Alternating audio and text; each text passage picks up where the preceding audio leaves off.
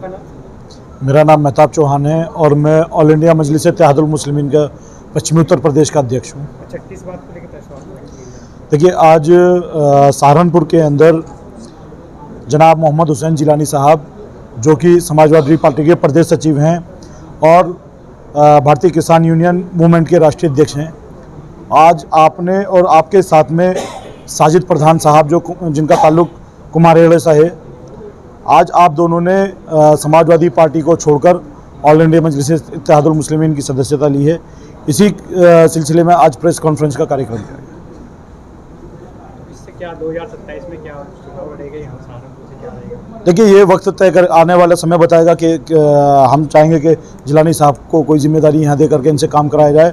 बाकी हालात जैसे भी रहेंगे उसी के हिसाब से डिसीजन लिया जाएगा। तो 2027 में आप कितना मजबूत मानते हैं उत्तर प्रदेश में? आप क्या अकेले चुनाव लड़ेंगे आपकी पार्टी या गठबंधन के साथ लड़ेगी? जैसे ओवैसी साहब ने भी बयान दिया था, तो हमसे गठबंधन करेगा तो उनके साथ चुनाव लड़ेगी?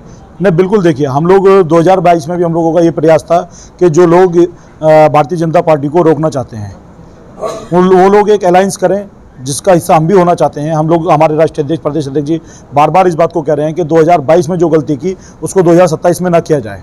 सब मिल करके चुनाव लड़ते हैं, तभी भारतीय जनता पार्टी को रोक पाएंगे। हमारा मकसद है कि एक मजबूत अलायंस उत्तर प्रदेश के अंदर बने। जो लोग यकीनन भारतीय जनता पार्टी को रोकना चाहते हैं, जिन लोगों का मकसद है भारतीय जनता पार्टी दोबारा सरकार में ना आए, हुकूमत में ना आए, हम लोग उनके साथ अलायंस करने के लिए तैयार हैं। लेकिन शर्त ये होगी कि हमें भी मान सम्मान के साथ में अलायंस में लेना होगा।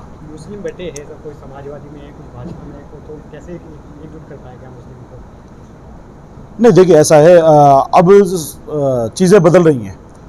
मुसलमान भी इस चीज़ को समझ रहा है कि अभी हमारे सूबे के जो मुख्यमंत्री हैं, माननीय योगी आदित्यनाथ जी ने पिछले चुनाव में एक स्टेटमेंट दिया था, बटोगे तो कटोगे। तो वो मुसलमान समझ रहा है कि 78 सालों से कटने की वजह उसके जो वो बट रहा है वही उसके कटने की वजह है।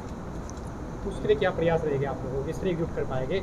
अभी हम लोग, मैं आपको जानकारी दे दूं कि हमारा एक कार्यक्रम प्रस्तावित है 18 जुलाई 2026 को सहारनपुर के अंदर, जिसमें हमारी पार्टी के राष्ट्रीय अध्यक्ष जनाब बैरिस्टर असदुद्दीन ओवैसी साहब तशरीफ़ ला रहे हैं। जो कार्यक्रम आपका चिलकाना बस अड्डा है, उसके पास में जो 62 फुट का रोड है, वहाँ पर एक विशाल जनसभा को संबोधित करेंगे। हम लोगों ने पूरे उत्तर प्रदेश के अंदर 2027 की चुनाव को लेकर के तैयारियां शुरू कर दी है। इसी को लेकर के हर जिले के अंदर माननीय राष्ट्रीय अध्यक्ष बैरिस्टर असदुद्दीन ओवैसी साहब के कार्यक्रम किए जा रहे हैं। क्या मुसलमान इस तरह मस्जिद तोड़े जा रहे हैं, क्या ये सही है, क्या गलत है, क्या मानते हैं आप सरकार में, भाजपा में, क्या उन्हें टारगेट किया जा रहा है? देखिए, मुसलमान को तो टारगेट किया जा रहा है, इसमें तो कोई दो राय नहीं है।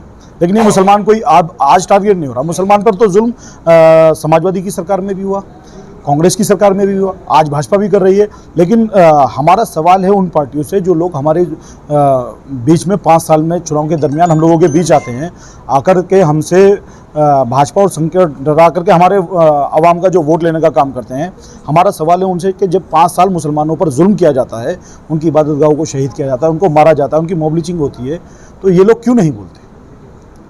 इस नाइंसाफ़ी के खिलाफ ही ऑल इंडिया मजलिस इत्तेहादुल मुस्लिमीन लड़ाई लड़ रही है और हम लोग इस लड़ाई को जारी रखेंगे।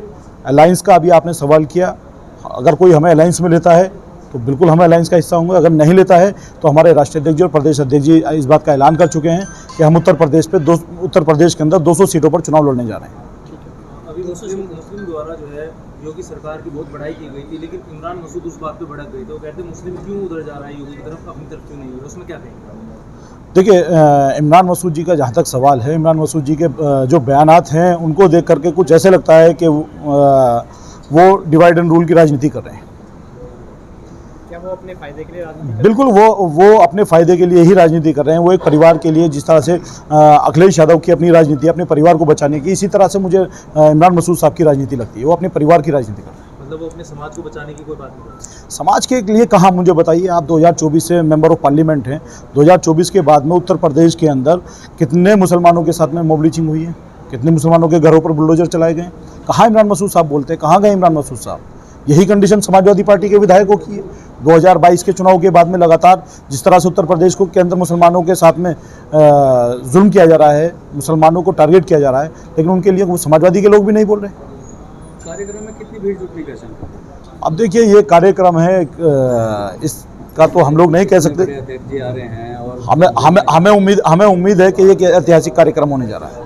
तो आसपास के जिलों के से देख रहे हैं नहीं, हम डिस्ट्रिक्ट वाइज कार्यक्रम कर रहे हैं। अभी आपने देखा होगा कि हमारी नजीबाबाद के अंदर रैली हुई थी, उससे पहले बहराइच जिले की मटेरा विधानसभा में हम लोगों ने रैली की थी। तो हम लोगों का जिला स्तर का कार्यक्रम होता है। चंद्रशेखर के साथ मिलकर चुनाव लड़ेंगे भाई हम लोगों ने अभी आपको बताया कि हम लोग चाहते हैं कि उत्तर प्रदेश के अंदर मजबूत अलायंस बने, जो समाजवादी पार्टी को रोकना चाहते हैं। हम जो भी लोग इस चीज़ को चाहते हैं, जो समाजवादी पार्टी को रोकना चाहते हैं, हम उनके साथ अलायंस करने के लिए तैयार हैं। सॉरी भाजपा को जो लोग रोकना चाहते हैं, मैं चाहूँगा